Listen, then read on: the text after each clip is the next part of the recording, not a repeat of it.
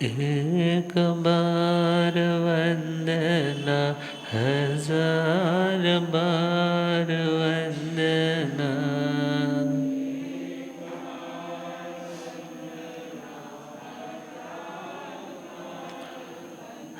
लाख बार वंदना, करोड़ बार वंदना। लाख बार वंदना। जी हाथ जोड़ गोरानो, मेरी वंदना। जी हाथ जोड़ गोरानो, डगमग डोले नैया मेरी। डगमग डोले मुझको है सतगुरु तेरे। मुझको ओट है सतगुरु। जी आसा भवसागर पार लंघना।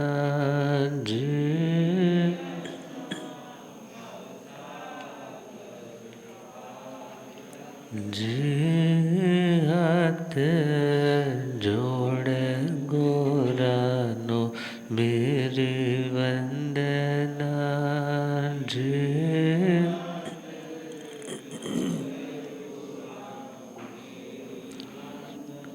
अनंत अनंत शांति के निकेतन शासनपति श्रमण भगवान महावीर स्वामी के पावन चरण अरविंदों में हार्दिक भावना वंदन नमन। मेरे अंधेरे जीवन को रोशनी प्रदान करने वाले परम उपकारी आगम ज्ञान के भंडार, आगम ज्ञाता, आगम पुरुष, जिन शास्त्र रतन हिमाचल केसरी उपाध्याय भगवंत श्रद्धे गुरुदेव श्री जितेंद्र मुनि जी महाराज साहब के पावन चरण कमलों में हार्दिक भावना वंदन नमन।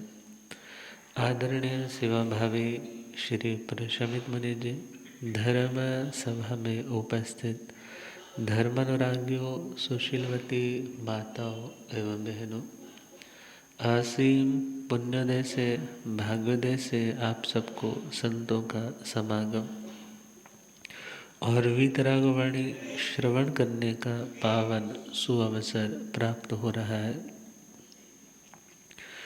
श्रवण कर रहे हैं श्रीमद् उत्तराधन्य सूत्र, प्रथम अध्ययन विनय श्रुत, और उसी विनय श्रुत के अंतर्गत हम श्रवण कर रहे हैं परमात्मा की मंगलमय हित शिक्षा एक सुविनीत शिष्य के लिए कि यदि कभी गुरु भगवंत तुम्हारे से रूठ जाते हैं तो ये नहीं है कि उनके रूठने पर तुम्हें कोई फर्क ना पड़े, बल्कि तुम्हारे अंदर ये भावना रहनी चाहिए कि मेरे कारण मेरे गुरु भगवंत नाराज नहीं होने चाहिए। तो परमात्मा ने कहा है फर्स्ट ऑफ ऑल तो ये ध्यान रखना है कि तुम्हारे कारण कुछ ऐसा घटित ना हो जिसके कारण गुरुओं का कोमल हृदय किसी भी तरह की पीड़ा का, व्यथा का अनुभव करे। तो परमात्मा का कहना है यदि गुरुओं की कोई बात अच्छी नहीं लगती है तो तुम विनयपूर्वक जाकर के समाधान ले सकते हो, मगर मन में उनके प्रति वैर पाल करके, मन में उनके प्रति द्वेष रख करके तुम रह तो भले साथ रहे होंगे, मगर तुम्हें वो रहना भी कैद के समान लगने लगेगा। और तुम शीघ्र अतिशीघ्र वहाँ से मुक्त होने की कामना करोगे। तो परमात्मा का कहना, ने को रिया अपाण पे न को बुद्धो व घाय ने सिया तो ने कोवय आयरियम, जिन्होंने तुम्हें उत्तम आचरण पालने की मंगल में प्रेरणा दी, ऐसे गुरु भगवंतों के ऊपर कभी क्रोध नहीं करना। क्रोध का अर्थ है असहनशीलता। अपने गुरुओं के प्रति कभी भी ऐसा बिहेवियर ना हो जो किसी भी तरह से तुम्हारी ओर से रूड लगने वाला हो, तुम्हारी ओर से किसी भी तरह से रूखापन दिखाने वाला हो। तो भगवान का कहना, न कोवय आय रियंग, जो उत्तम आचार के धनी हैं, जिन्होंने ज्ञान ध्यान सिखाया, जिन्होंने जिंदगी का मकसद तुम्हारे सामने प्रस्तुत करके तुम्हारे भीतर उसे पाने की ललक जागृत की, ऐसे गुरुओं के कभी कठोर व्यवहार से पीड़ित होकर के तुम्हें उनके प्रति क्रोध का सेवन, असहनशीलता का सेवन, चित्त में ज्वलनात्मक परिस्थिति को पैदा नहीं करना।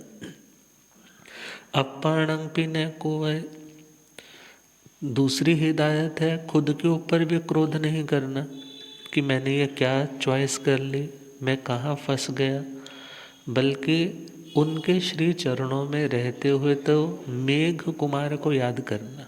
किसको? मेघ कुमार जब मेघ अणगार बन गए तो पहली ही रात को कष्ट आ गया। अब अभ्यास नहीं था कि मेरे प्रति कोई भी इस तरीके का बिहेव करे कि मैं लेट रहा हूँ तो ऊपर से सब लोग गुजरते चले जाएं। तो परमात्मा ने अगली सुबह, जब वो तो उपकरण लौटाने के लिए आए हैं कि प्रभु मुझे तो आज्ञा दो, मेरे बस का नहीं है ये सब कुछ, तो भगवान ने क्या कहा, जब संयम की आराधना करना, जिस समय जीवों के प्रति दया का भाव रखना बहुत मुश्किल था, मगर उस त्रियंच की गति में भी तुम कैसे दयालु बने रहे, कृपालु बने रहे। तो इस समय ये तो संत है जो 6 जीव निकाय के रक्षक है, यदि इनकी रज पड़ भी गई तो भी कल्याणकारी है, मगर तुम उन्हीं के प्रति क्रोध में आ गए, उसी को असहनशीलता के भावों के कारण यहाँ से जाने की ठान ली। तो जैसे ही परमात्मा ने वो सारी स्टोरी रिवील की, सुनाई, तो उनको अपना पूर्व का जन्म स्मृति पटल पर उभर करके सामने आने लग पड़ा। पश्चाताप के आंसू बहे, पुनः अपने मार्ग पर स्थिर हो गए। तो भगवान का कहना है, खुद पे भी क्रोध नहीं करना और अपने गुरुओं पे भी क्रोध। बुद्धो व घाई न सिया, जो समझदार है, जो हमारे से अपर लेवल के हैं, ज्ञान की दृष्टि से, श्रद्धा की दृष्टि से, चारित्र की दृष्टि से, जो सावधानी के साथ आगे बढ़ते, ऐसे गुरु भगवंतों का उपघात, उनका नुकसान करने की मन में कभी भावना नहीं रखना। क्योंकि जब व्यक्ति मन में रंजिश रख लेता है कि उसने मेरे को ऐसे कहा था तो मैं भी देख लूँगा, फिर वहाँ बड़ा छोटा भी भूल जाता है। बिकॉज जहाँ जहाँ भी क्रोध या आवेश अंदर रहता है तो फिर वहाँ पर व्यक्ति की विवेक की आंखें तो बंद हो जाती, फिर वो मात्र अपना बदला लेने की सोचता है। मगर भगवान का कहना है, अपने गुरु भगवंतों का किसी भी तरह से नुकसान करने का मन में नहीं सोचना। न सिया तोत्र गवेशये, वैसे सिंपल चले तोत्र गवेशक का सामान्य अर्थ रहेगा उनकी कमियां ढूंढने वाला। गवेशक का मतलब जैसे गाय ऐषणा करती है, खोज करती है, सर्च करती है, अपने खाने के लिए भोजन की तलाश करती है, उसे गवेषणा कहा जाता है। और यहाँ पर कहा है तोत गवेषय, अर्थात ऐसी बातें, ऐसी कमियाँ यदि आप किसी के सामने बोलो तो उन लोगों के मन में व्यथा उत्पन्न होती है कि इसने ऐसा मेरे बारे में क्यों बोला। तो सिंपल चले तो छिद्रान्वेषी, छिद्रान्वेषी मतलब जो कमियां ही कमियां ढूंढने वाला है। लिखने वाले ने लिखा है खल सर्षम मात्राणि पर छिद्राणि पश्यति, आत्मनो बिल्व मात्राणि पश्यन्नपि न पश्यति। जो दुष्ट होता है, दुष्ट सिंपल जो दूसरों के दोष देखता है और अपने दोषों को छोड़ता नहीं, उसे क्या बोलेंगे? दुष्ट। तो कहा जो दुष्ट व्यक्ति है निम्न प्रकृति का है, ऐसा व्यक्ति सामने वाले के सरसप बोला जाता है सरसों को। सरसों के दाने कितने छोटे होते हैं, मगर वो उन छोटे छोटे पॉइंट्स को, उनकी कमियों को भी बहुत बड़ा करके बताता है। मगर आत्मनो बिल्व मात्राणि, अपनी जिंदगी में बेलगिरी कितनी बड़ा होता है, बिल का फल, वो अपने सपोज दूसरे की चद्दर में तो सुई के मसल उतने उतने ही छिद्र हैं, मगर अपने तो कितने हैं। मतलब अपना तो, जिसको को ना अपना थैला तो वैसे फटा हुआ है और उस थैले में गुण भी नहीं टिक पा रहे हैं, और दूसरे के अंदर यदि छिद्र हैं तो वो तो दिखाई देते हैं। अपनी जिंदगी के वो बिल के समान बड़े बड़े दोष, बड़े बड़े छिद्र दिखाई नहीं देते। ये किसकी प्रकृति, नेचर है? दुष्ट व्यक्ति की। तो कहा हे आत्मा, तुम्हें अपने गुरुओं के छिद्र, कमियां देखने वाला नहीं बनना, बल्कि वो अपने साधना के क्षेत्र में तुम्हारे से कई गुना आगे बढ़ चुके हैं। अब कहते हैं एक बार एक शिष्य गुरुओं के चरणों में आया। अब गुरुओं के चरणों में इसलिए आया क्योंकि उसे मालूम पड़ा कि ये दूसरों के मन को पढ़ने की विद्या जानते हैं। कौन सी विद्या? दूसरों के मन को रीड करने की विद्या। बिल्कुल क्रिस्टल क्लियर देख लेते हैं कि इसका मन कैसा है। तो उसने उनके चरणों में आकर कहा कि मैं तो आपके पास साधु बनूंगा और आपकी सेवा करूंगा, फिर आपसे ये विद्या लूंगा। तो गुरु भी सियाने थे मगर शिष्य भोला था। टाइम आया, बड़ी सेवा की, तो एक दिन कहने लगा गुरुजी अब तो कृपा कर दो, अब तो मेहर कर दो कि मैं भी थोड़ा ज़िंदगी में अवेयर हो सकूं, देख सकूं कि जिससे मैं मिल रहा हूं, जिससे मैं पाला पड़ रहा है, वो बंदा ठीक है या गलत है। तो गुरुजी ने उसको वो विद्या दे दी। जब विद्या दे दी, अब वो तो उस विद्या का प्रयोग मानो लेंस दे दिया।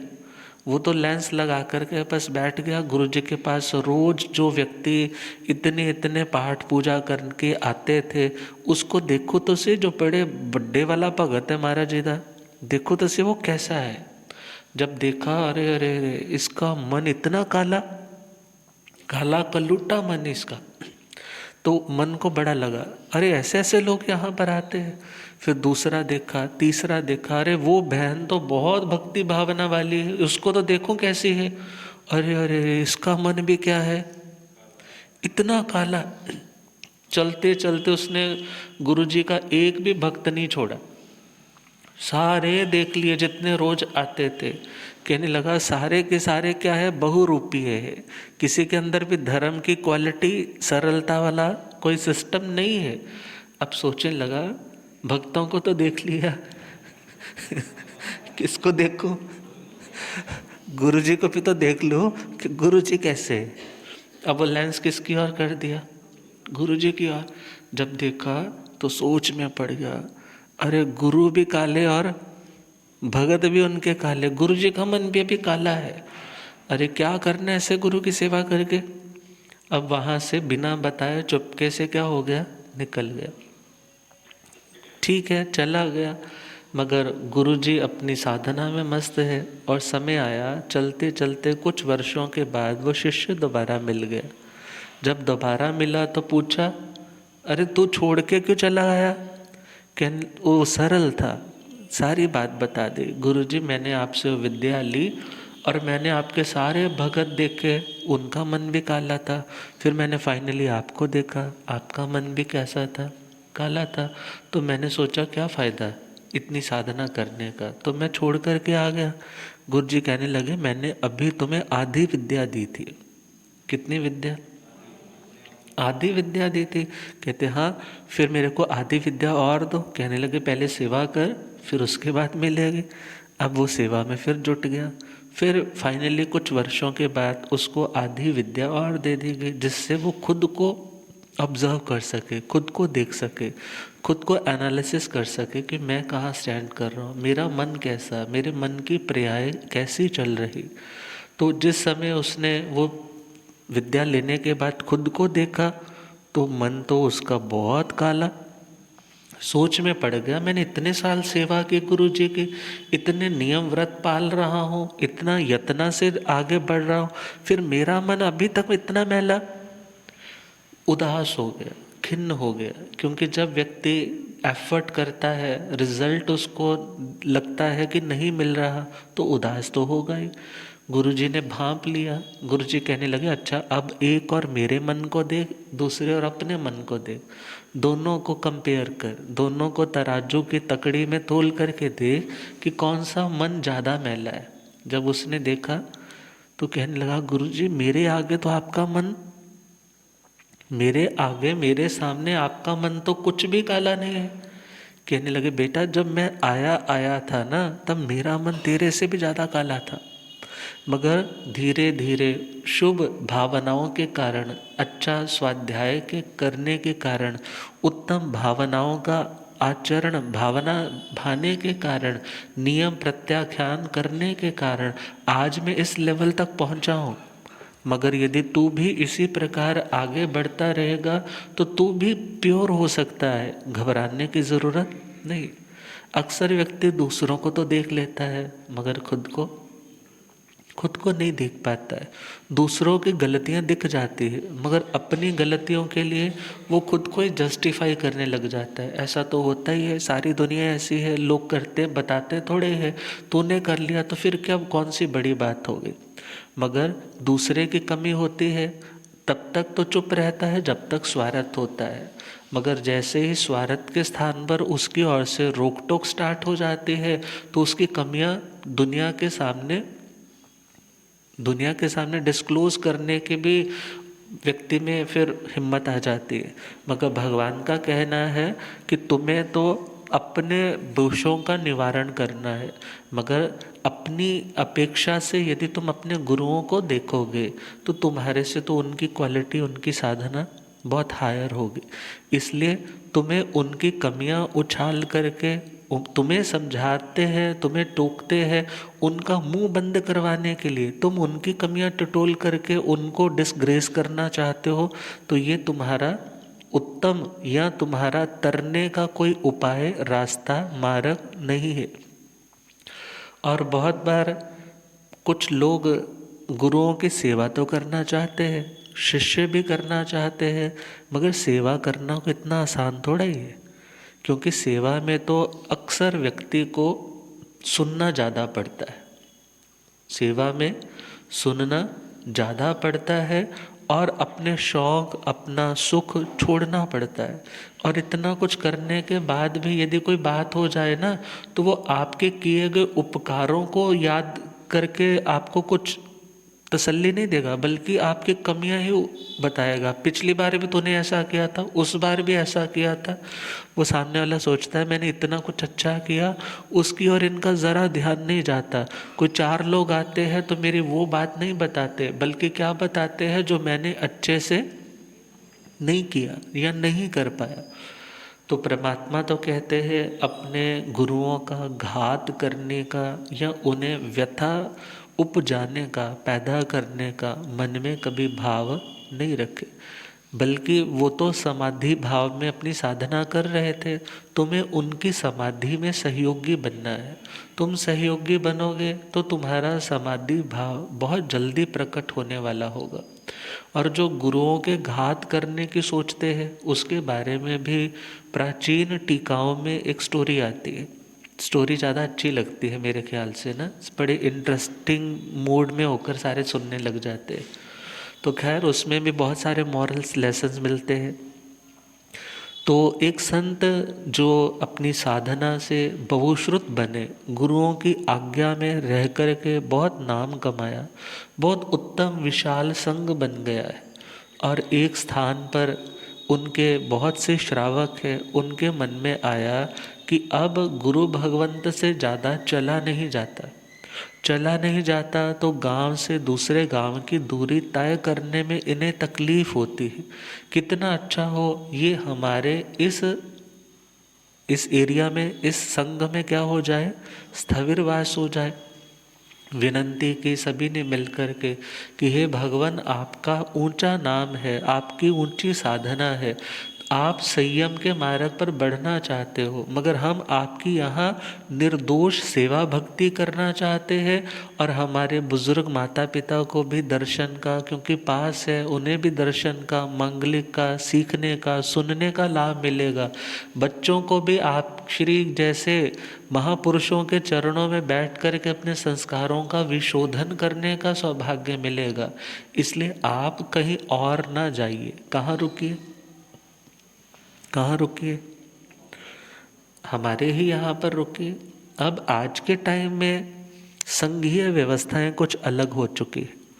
अब एक स्थान पर यदि साधु साध्वी जी महाराज बुजुर्ग हो रहे हैं, रुकना भी चाहते हो, तो संघ को सोच पड़ जाती है कैसे रुकवाएंगे, इतने साल, पता नहीं उम्र इनकी कितनी लंबी है, तो हमारा तो पासरा रुक जाएगा, हमारा तो पासरा उपाश्रय रुक जाएगा। और जब हमारे वाले किसी गुरु महाराज ने आना हुआ तो खाली कैसे करवाएंगे, या समाज में से किसी ने प्रेशर डाला कि हमारे वाले गुरु महाराज आ रहे हैं, उनकी व्यवस्था अच्छे वाले पाश्रय में करो, तो हम कहाँ रुकवाएंगे। तो इन्हीं बातों से अपने अपने स्थान बनने की भी नौबतें आज स्टार्ट हो चुकी। वो अणगार जिसे घर बार छोड़ करके एकत्व भावना के साथ आगे बढ़ना चाहिए था, वो आज अपने स्थानों की भी गवेषणा करने लग पड़ा। सिर्फ ताली एक हाथ से नहीं बजती है, कह देते हैं स्थान बन रहे, मगर वहाँ विचारणीय है कि क्या श्रावक वर्ग समर्पित है, क्या श्रावक वर्ग सभी के प्रति एक दृष्टि रख करके चलने वाला है। यदि नहीं है तो ये नौबतें आने ही वाली। मगर साधना कल्याण आत्मा का कब हो पाएगा। आत्मा का कल्याण तो एकत्व भाव से, अपरिग्रही भाव से ही होने वाला है। श्रावक का कर्तव्य है साधु साध्वी की समाचारी पलवाने में सहयोग देना, और साधु साध्वी का कर्तव्य है श्रावक श्राविका के ज्ञान ध्यान आराधना में उनका उत्थान करवाने में सहयोग देना। तो खैर पुराना सिस्टम था, संप्रदाय वाला भी कोई सिस्टम नहीं था, और उस सिस्टम में सभी की भावना थी कि ये साधना में एक मार्ग में बढ़ रहे हैं, इनका यहाँ पर हमें छत्र छाया के रूप में यदि आश्रय मिल गया तो बहुत उत्तम है। उन्होंने भी यस कर दी, हाँ कर दी, खुशी का वातावरण, और कई साल बीत गए। लोगों में बहुत भक्ति भावना, रात्रि के जो विहार है, सप्त को व्यसनों के त्यागी है, और दिन खड़े पंजाबी में को तो अपनी रोटी खा लेते हैं कि साधुओं के निमित्त से भी कोई दोष लगाना न पड़े। घरों में प्रासुक पानी खुद पीने के लिए लोग, आसपास के घर के लोगों ने स्टार्ट कर दिया। और वो समय आया कि उनकी सेवा में जो भी संत आते, वो लोग भी बड़े प्रसन्न होते कि हमारे गुरु महाराज की सेवा क्या हो रही है, बड़ी भावना से हो रही। और एक समय आया, उन्हीं आचार्य भगवान के कुछ शिष्य कुछ दूर विचरण के लिए निकले हुए थे, बड़ा प्रभाव था उनका, मगर जब लौटे तो क्या देखा कि उनकी सेवा में रहने वाला जो संत है ना, उसकी सब लोग बहुत एप्रिशिएशन कर रहे हैं, बहुत उसकी प्रशंसा कर रहे हैं। धन्य है ये सेवा भावी मुनि, ना दिन देखता है ना रात देखता है, गुरु महाराज की सेवा में पूरा छाया की तरह समर्पित होकर के लगा रहता है, अपना स्वाध्याय भी करता है, अपनी साधना भी करता है, और सेवा में कभी जी नहीं चुराता है। सब लोग उसकी प्रशंसा के पुल बांध रहे। तो उसके मन में आया, अरे क्या सेवा करता होगा, इतना नाम सुन रहा हूँ, जब से हमने वहाँ से विहार किया, लोग जब भी कोई मिलते हैं तो उसी के गुण गाते हैं। ऐसे कौन सी सेवा करता होगा? बिस्तरा बिछा देता होगा, प्रतिलेखना कर देता होगा, 2 कपड़े धो देता होगा, गोचरी घरों से ला करके खिला देता होगा, और क्या करता होगा? अब जेलसी जो है ना, बहुत बड़े बड़े लोगों को भी क्या कर देती है? हिला देती है। बोलते हैं ना, भुना हुआ चना और भुना हुआ आदमी दोनों अच्छे नहीं होते। अब ज़्यादा भुन जाए तो सड़ जाता है ना। जेलसी में भी व्यक्ति क्या हो जाता है? सड़ जाता है। अब उसकी स्मेल भी तो आती है, उसके वाइब्रेशंस, उसका ऑरा भी पल्यूट होने लग जाता है। अपने गुरु महाराज से कहने लगा, गुरु जी आप आचार्य हो और आपको एक ही शिष्य को अपने पास हमेशा साथ रखने की ज़रूरत थोड़ा ही है। आप इस बार का मौका किसको दो? मुझे दो, मैं आपके चरणों की सेवा में रहूँगा। इनको विहार करने दो, इनको भी विचरना चाहिए, इन्हें भी देखना चाहिए कि समाज में क्या क्या चल रहा है, कहाँ के क्या क्या रंग रूप है, क्या तौर तरीके हैं, कहाँ की कैसी धर्म भावना है। इनको आप विहार करवाइए, आपके चरणों में मैं सेवा करूँगा। तो गुरुजी ने देखा, समझाया, वो तो मानने को तैयार नहीं है कि मुझे आपके चरणों से दूर नहीं जाना, भले इनको सेवा में रख लो मगर मैं आपको छोड़ करके नहीं जाऊँ। गुरुजी ने कहा ऐसे अच्छा नहीं लगता, समाज के ऊपर बोझ नहीं आना चाहिए, तुम विहार कर लो, ये कुछ संत यहाँ रुक जाएंगे। चलो विहार हो गया। मगर वो टाइम आया जब उनको तो पब्लिक से फुर्सत नहीं मिल रही है। अब गुरु महाराज आवाज़ देते हैं तो आवाज़ सुन करके क्या बोलते, अभी आ रहा हूँ आ रहा हूँ आ रहा हूँ। अब गुरु महाराज 10 मिनट हो गए तब भी नहीं आए, तो फिर आवाज़ दी, अरे तो सेवा करने आया है या चौधरपन करने आया है? अब 10-50 लोगों में जब ये लाइन सुनी तो क्या हो गया? दिमाग सक पका गया, अरे मैं तो इतना बड़ा संत बन गया हूँ और मेरे को ये कैसे बोल रहे हैं? अब 1 दिन हुआ, 2 दिन हुए, छोटी छोटी बात पर टोक देते, छोटी छोटी बात पर कुछ भी बोल देते हैं। अब मन में बड़ा मायूसीपन आने लग पड़ा, मैंने गलत चॉइस कर ली, मैंने गलत चॉइस कर ली। बड़ा फ्रीडम के साथ विचर रहा था, जय जयकार होते थे, लोग आए दाएं बाएं घूमते रहते थे और हर जगह पगलियाँ कर दो, चरण डाल दो, लोग तो भगवान की तरह पूज रहे थे। और यहाँ तो मेरे को क्या बना के रख दिया? मेरे को तो दास बना करके रख दिया। अरे ये सेवा पता नहीं वो कैसे निभाता था, मगर अब मैंने ही पंगा लिया है, अब मैंने ही कांटे बोए हैं। कांटे किसको निकालने हैं? सेवा को क्या बना दिया? सेवा जो कांटों को निकालने वाली है उसको क्या मान बैठा है? ये कांटे मैंने ही बोए हैं, मैंने ही चॉइस की है, मैंने ही सिलेक्शन की है, अब मुझे ही भुगतना पड़ेगा। मगर मैं भी ज़्यादा देर यहाँ रुकने वाला नहीं। अब गोचरी पर जाता है वो संत, और घरों में तो लोगों ने, किसी ने मूंग दाल की खिचड़ी बनाई है, किसी ने ज्वारे की खिचड़ी बनाई है, किसी ने बाजरे की खिचड़ी बनाई है, किसी ने चूरी कूट के रखी है कि हमारे घर के बुजुर्ग हैं और हम अपने बुजुर्गों को भी ये देते हैं तो हमारे आचार्य हैं, हम उनके अब उनका तो ध्यान रखेंगे कि जो हम अपने लिए बना रहे हैं हम उनकी सेवा में भी उपस्थित करें। तो कहते हैं गुरु महाराज ये ले जाइए।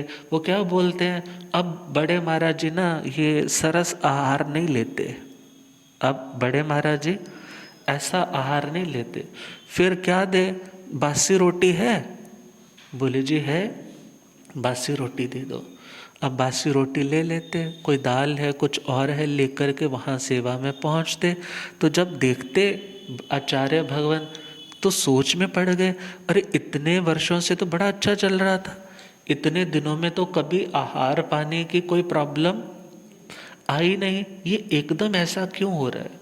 1 दिन 2 दिन 4 दिन एटलीस्ट 50 दिन होने को आ गए, मगर उन्होंने भी तो संयम की साधना कर रखी है, वो भी तो रसना विजेता रहे हैं। शारीरिक अब दृष्टि से कुछ कमजोरी होगी दांतों वगैरह में, मगर आज तक कंप्लीट नहीं की, मगर आज पूछ लिया।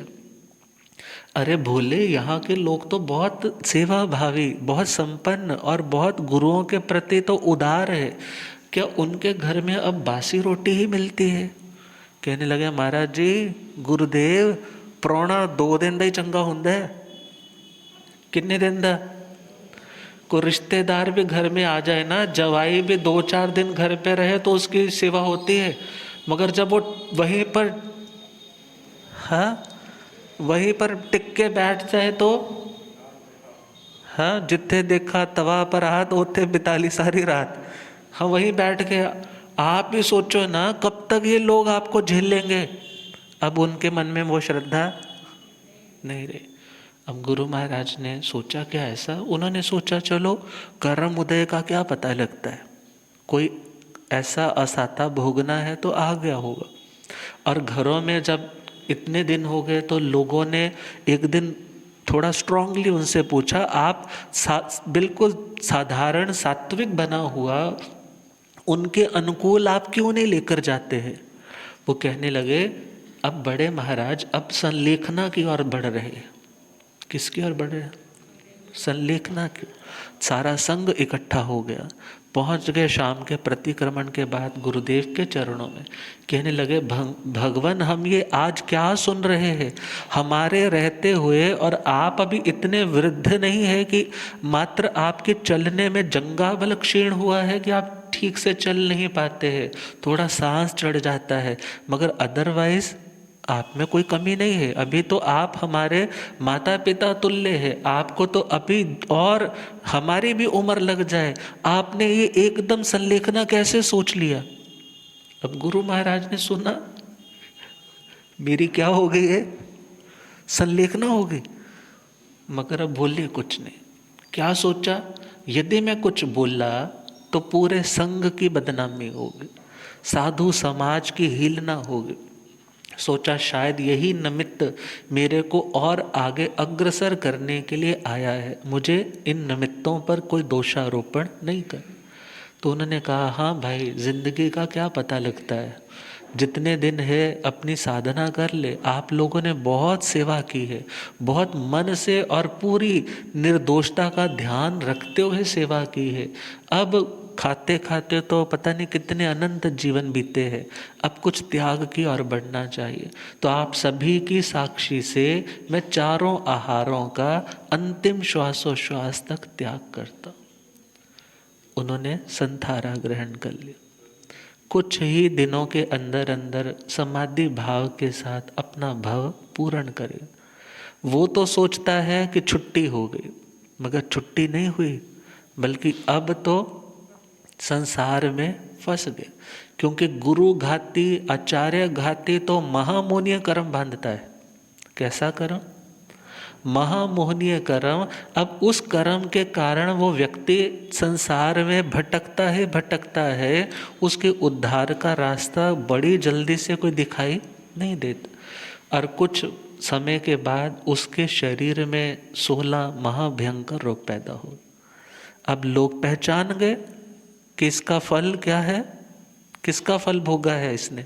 इसी की चाल थी अपने गुरुओं के प्रति ऐसा घात करने की।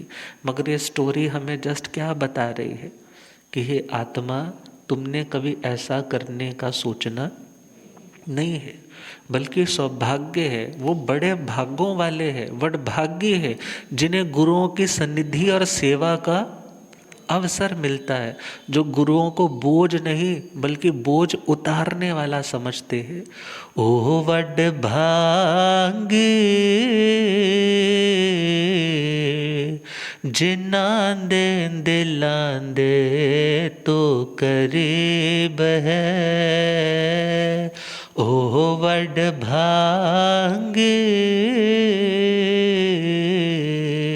जिन्ना दे दिलांदे तो करीब, जेड़े चरणा चरंदे खुश नसीब है, जेड़े चरणा चरंदे खुश नसीब, जिन्ना दे दिलांदे तो करीब है, ओह वड भागे जिन्ना दे दिलांदे तो, जिंदे सर उत्ते हाथ सतगुरु रख दे जिंदे सिर उत्ते हाथ सतगुरु कौडियां दे मुल वाले हो जांदे लख दे कौडियां दे मुल वाले हो जांदे गुण लखा किवें गावा एक जीव है गुण लखा किवें गावा एक जीव जिन्ना दे दिलां दे तू करीब है ओह वड भागे जिन्ना दे दिलां दे तो सिखर दोपहर विच मिले तेरी छाव है सिखर दोपहर विच मिले तेरी डुबदे होया नो बन्ने लावे जिवें नाव है डुबदे होया नो बन्ने लावे जिवें नाव है मैनू मिलिया तू मेरा ने नसीब है मैनू मिलिया तू मेरा नसीब जिन्ना दे दिलां दे तू करीब है ओह वड भागे जिन्ना दे दिलां दे तू जेड़े चरणा च रहिंदे खुश नसीब है जेड़े चरणा च रहिंदे खुश नसीब है जिन्ना दे दिलां दे तू करीब ओह वड भागे जिन्ना दे दिलां दे तो लोग कहते हैं कि सेवा करने से सौभाग्य बढ़ता है मगर सोचने की बात है कि सेवा का अवसर मिलना ही सौभाग्य की बात है सेवा का अवसर मिलना ही सौभाग्य की बात है तो परमात्मा का कहना है कि गुरुओं को बोझ नहीं समझना अपने बुजुर्गों को बोझ नहीं समझना बल्कि वो तो तुम्हारे मेंटल स्ट्रेस को कम करने वाले तुम्हारे कर्मों के स्ट्रेस को कम करने वाले और तुम्हारी साधना को उज्जवल बना करके तुम्हें शिखरों तक पहुंचाने वाले। तो अगली गाथा में परमात्मा ने फरमाया कि कभी ऐसा लगे कि गुरु नाराज है कभी ऐसा लगे कि गुरु नाराज है तो उन्हें प्रीति कारक शब्दों के द्वारा मनाए। अब विचार करें गुरु का दर्जा वैसे तो कह देते हैं ना गुरु गोविंद दोनों खड़े काकू लागे पाए बलिहारी गुरु आपने जिन्हें गोविंद दियो बताए। मगर परमात्मा भी अब गुरु की साइड ले रहे हैं। क्यों ले रहे हैं? क्योंकि भगवान के बाद यदि हमें कोई भगवान के बारे में बताने वाला है तो कौन है? गुरु है। तो क्या कहा? आया रिया को नचा पति पसाया वेंझ वेंझ पंजले ओढ़ो वेंझन पुणो तिया आयरियं कुवियं नच्चा, आचार्य को, अपने गुरुओं को, जो स्वयं उत्तम आचरण की मूर्ति है, उनको कुपित जान करके, नच्चा मतलब ज्ञात्वा, नच्चा का मतलब जानकारी हो रही है, असेसमेंट हो रही है। असेस हो ही जाता है ना जब तुम आई कांटेक्ट नहीं कर रहे किसी से। स्थानक में आए, जय जिनेन्द्र नहीं बोला, हाँ सपोज महाराज जी को वंदना की तो महाराज जी ने तुम्हारी ओर देखा ही नहीं, तुम आधा घंटा, 1.5 घंटा, 2 घंटा बैठे रहे, मगर महाराज जी ने तुम्हारी ओर देखा ही नहीं। और सपोज बात शुरू भी हुई तो तुम्हारी कमियां बताने लग पड़े, तूने ऐसा किया था, तूने ऐसा किया था, तूने ऐसा किया था। इट मीन्स क्या हो चुका है, गुस्सा चल रहा है ना। गुरुदेव पधारे। हो रब मेरा सतगुरु बन के आया मैनो,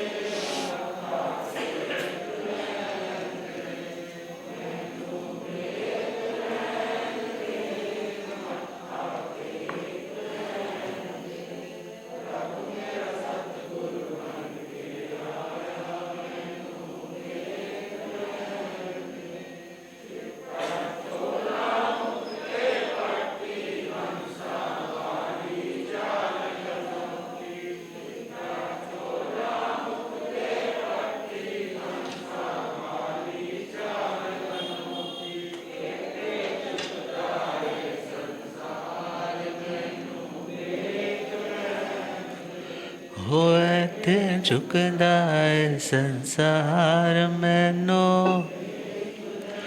हो रब मेरा सतगुरु बन के आया मैनो। ओ पौंदे पौंदे पानी देंदा, सूखे बूटे हरे कर देंदा, पौंदे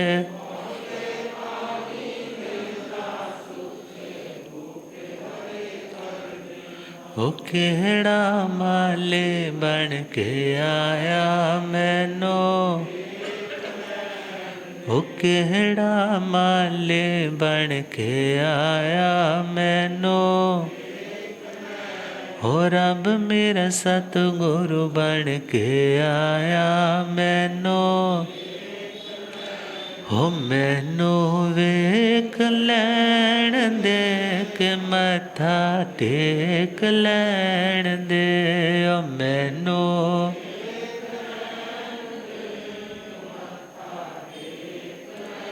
हो रब मेरा सतगुरु बन के आया मैनू वेख लैण दे, हो रब मेरा सतगुरु बन के आया मैनू। भूलियागम ज्ञाता आगम पुरजन शास्त्र तन हिमाचल केसरी उपाध्याय भगवंत श्रद्धे गुरुदेव श्री जितेंद्र मुनि जी महाराज की। तो परमात्मा ने गुरु की प्रसन्नता को मोक्ष का देखा जाए तो मूल मंत्र बता दिया कि उन्हें नाराज रख कर के नहीं चलेगा, बल्कि उनकी प्रसन्नता है। क्योंकि गुरु को तुम ठुकराओगे तो तुम्हें दर दर ठोकर खानी पड़ेगी, और यदि गुरु अपना ले तो वो ठोकरों से बच सकता है।